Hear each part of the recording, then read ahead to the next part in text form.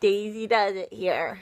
So I'm going to do a follow-up on an episode that I did about 6 or 7 months ago. I think it was called like Love, Sex, and Masturbation.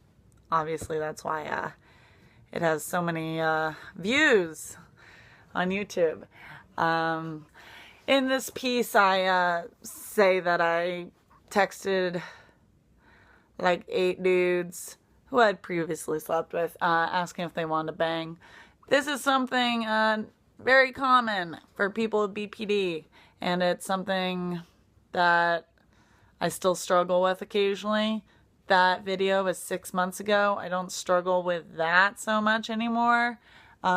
Anyway, so this is going to be kind of a follow-up on that, and also it's going to be a continuation of some knowledge, information on people with BPD. And so basically BPD starts with trauma or some sort of abandonment in early adolescence or childhood.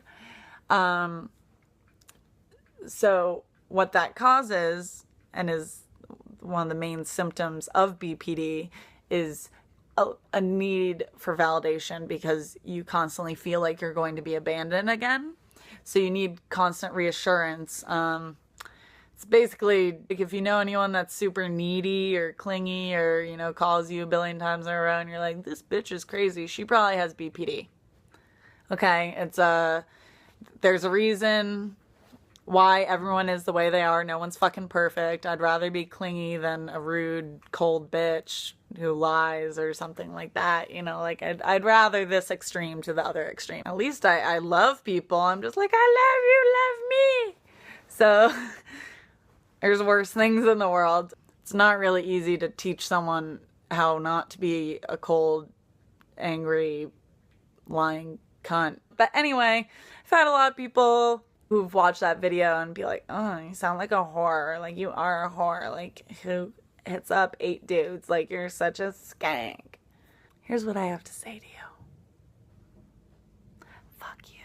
Nobody's fucking perfect. I'd rather do that than shoot heroin, which one of the people who said that to me is in the midst of her relapse right now. And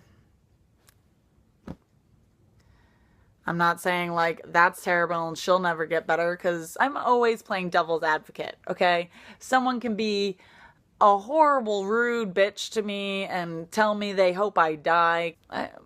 Stand me up billions of times. I forgive people way too easily. I try to always understand the other person's perspective, because I've been that person, I am that person still sometimes, okay?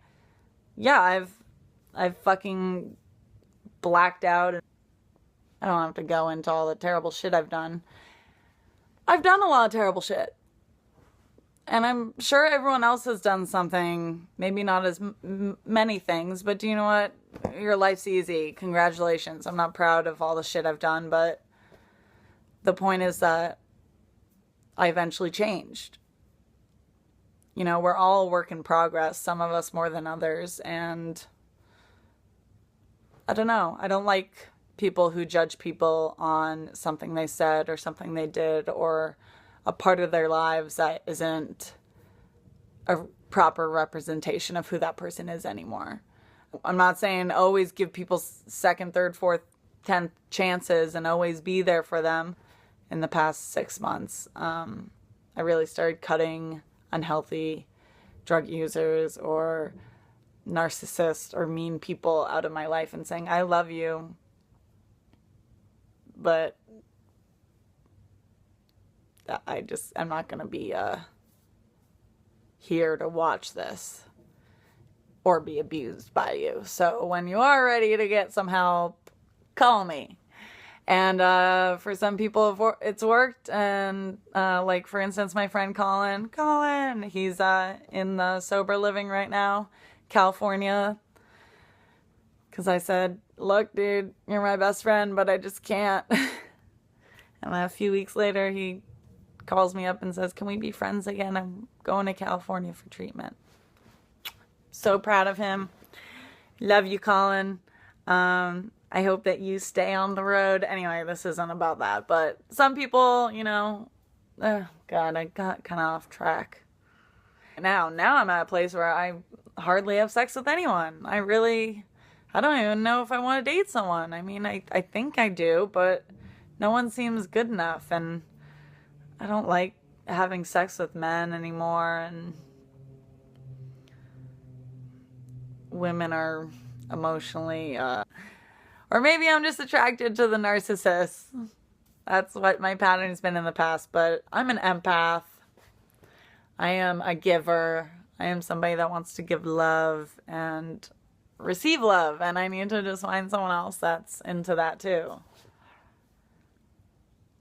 So yeah. But until then, I'm pretty happy with just myself and my dog and my friends. Anyway, I just wanted to do a little update on that situation and kind of put any name callers in their place. And also kind of give insight to where promiscuity and unsafe and reckless sex falls into symptoms of BPD. Substance abuse, self-harm, suicide attempts, kleptomania, reckless driving, I don't know, probably anything unhealthy and reckless, just like to self-destruct, and if we don't feel validated from sex or anything, then we need to not think about it with drugs and self-harm and all this. Anyway, some people, you know, will get better. Some people won't.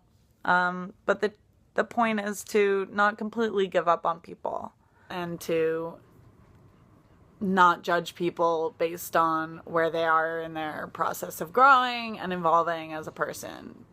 Because we're all, whether we are actively working on ourselves or not, we do change, hopefully, throughout our lifetime. And especially when you see someone, aka me, who is actively working on myself, and it's been no lie that I'm working on myself, to not judge me for where I am in my process. Okay, well, that's my piece for today. Bye!